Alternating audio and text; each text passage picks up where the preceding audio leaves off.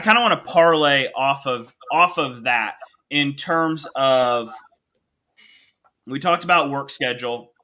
We talked about the right of first refusal. One of the things you mentioned, and it's ironic, I spent about 20 minutes on a podcast last night talking about this.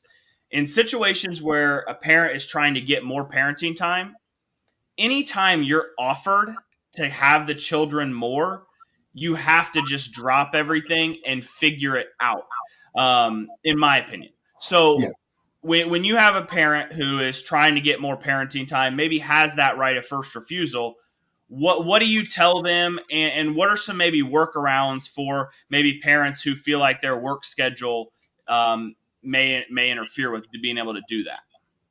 Well, I mean, usually I've got some guys around here and some company that work for some companies where, you can trade a shift. So, you know, if they get a call and say your client gets a call to exercise some parenting time and their shift is in, like, I don't know, a few hours, they can call a coworker and say, look, man, can we swap shifts? I'll call the supervisor. I really just want to spend some time with my kid tonight. And around here, that flies, because that's just kind of how we operate around here. But yeah, I would say that you either swap shifts or pick up side jobs or something like that, because it has to come first. Your child has to come first. Time with the child has to come first, because not only is that precious time to build a bond, but you have to be able to show the judge, look, I am flexible with my time. I can set other things aside for my child's best interest, and that's kind of how you get your way with it.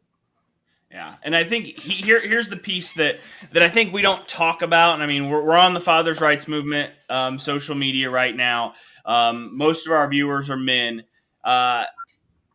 In terms of, we're making this shift, and we talk about equal and shared parenting, and we talk about equal responsibility. Well, it goes both ways. So, I mean, you may have, in the relationship, or traditionally, men have played the role where you make the money, you work. And Mm-hmm. if you want equality in terms of time with the kid, it can't be convenient to when you're not working. So it may be saying no to overtime. It may be saying no to going in early. It may be saying, "Hey, boss, I can't do this. I have to go to the doctor's appointment, or I have to do these things." Things that maybe 30 years ago a dad would never do. When I interview attorneys, that you mentioned that your colleagues you work with have been doing it for 40 years combined. When they first started, from everything I've heard from veteran attorneys, is it used to be rubber stamp every other weekend, period. That's it. But Yeah. if you're a dad now and you want to say, I want equal and shared parenting, you have to be willing and able to take a step back from work, take a step back from social life, take a step back from really everything else, and put your kids first. And I also do this. So in each of our temporary plans, because normally, well, not normally, but in most instances where the mom files first, there's temporary orders involved, like I mentioned before. But when it comes down And to your medical, temporary orders get set without a hearing. right, Basically, it's just if an ex it's parte filing, order.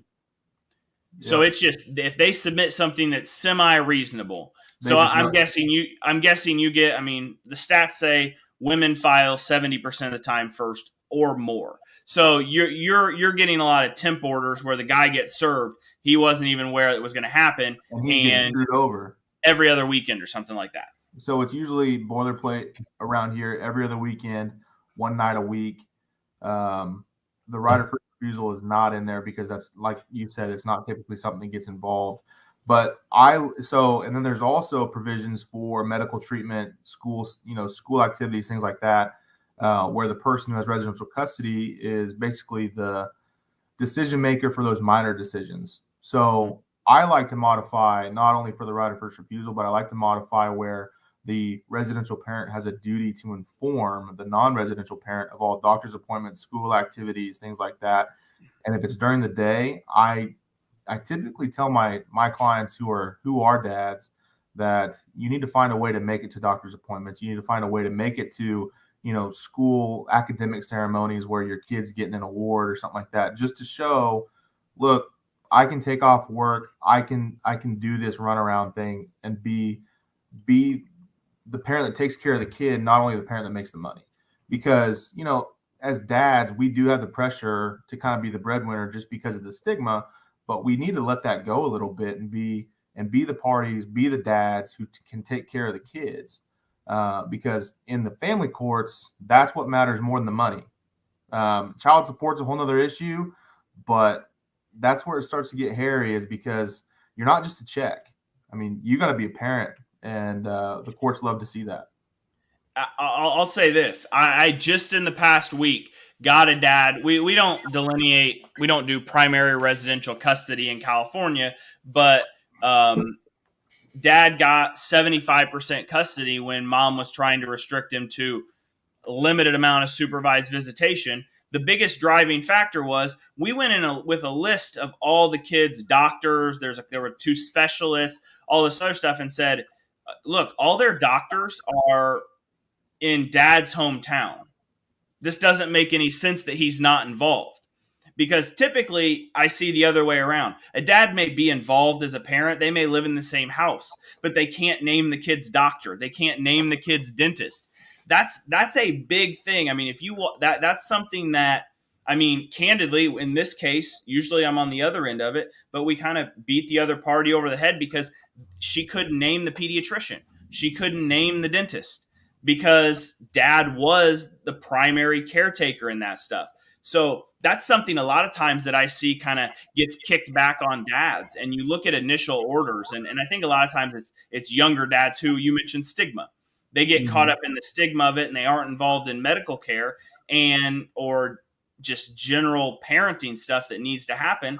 And the judge limits their time and says, oh yeah, you're just the playtime dad. You're just the money making dad. So we're going to keep you in that role. If that's the role you want to play, that's the role we're going to keep you in.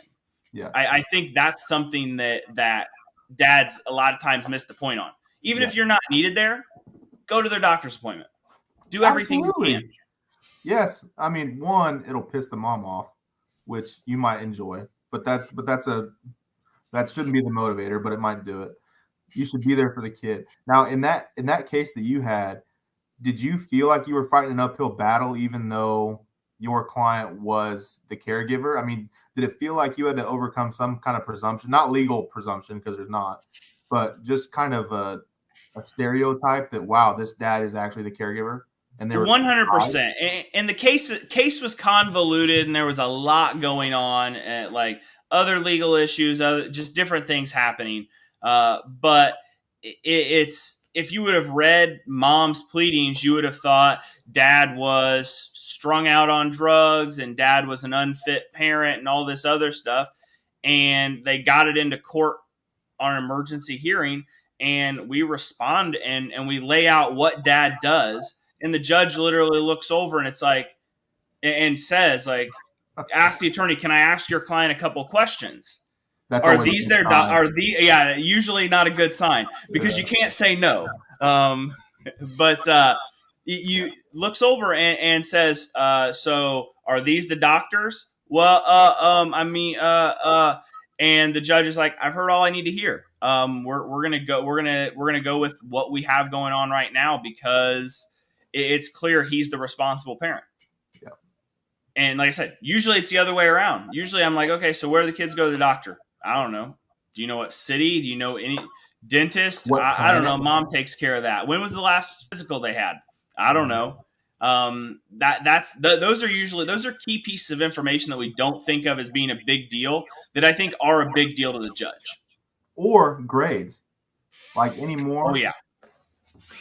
What, there's some clients I have that don't know what grade their kid's in. So keep up with academics, know their teachers, communicate with their teachers, communicate with school counselors. Anymore, we see so many mental health issues. If your kid is seeing a counselor, you have to know that. And you have to know what the counselor's name is, where they're at, how many sessions they've had. I mean, all those are key pieces of information. You basically have to know every facet of your child's life. And you should as a parent, but most of the time, you just get in this cycle of I'm going to go to work, I'm going to make money, I want to support my family. Well, eventually, if that's going to end, you got to pick up pieces every night. You have to stay on track with it. And I'll do something here for the dads or moms that are watching, or the support system. If you find yourself in a situation where you've gotten in that spot where you haven't been doing doctor, you haven't been doing dentist, you haven't, and maybe it's been a couple of years and you're really not involved in that part of the life. All you need to do is get your court order, especially if you got joint physical custody or joint legal custody, or it says you have anything to do with decision making in school, and make some time to reach out to the school and say, hey, I just want to come in and introduce myself to the principal or whatever. Give them the court order.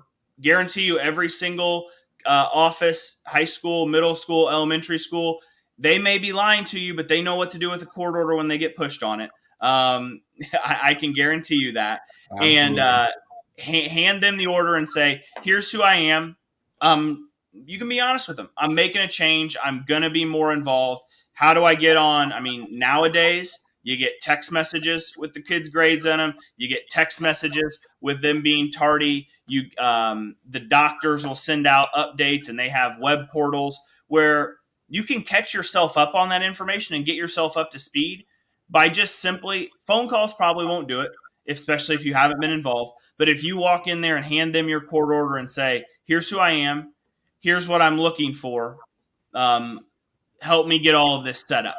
Because we can't change the past, but you can make a change right now. So if you're looking for more parenting time, showing that you're active in the kid's life in all functions will make your attorney's job a whole lot easier on a modification, because we can say, here's what's changed. Right. Also, with text messages, about 3 weeks ago, I got custody flipped primary from mom to dad. Mom was kind of keeping dad away from all that stuff, but he still made sure he was on all the lists. Well, guess what the school does? Every single day there's a tardy on your child. They send the entire class schedule and what classes they were tardy to. We showed up into court with 32 pages of text messages from the school showing grades, tardies, absences, everything. And the judge looked at mom and said, this is unacceptable. We need to make this change right now. Mm-hmm. So if you're looking for that way to increase your parenting time, or you're in a situation where there are issues and you need to compel the judge to make a change, doctor, dentist, and school may be your quickest way to get it. Yeah, absolutely. I couldn't agree with you more on that. I mean, showing up, being there, and then monitoring your child is probably the biggest way to do it. Yeah, definitely.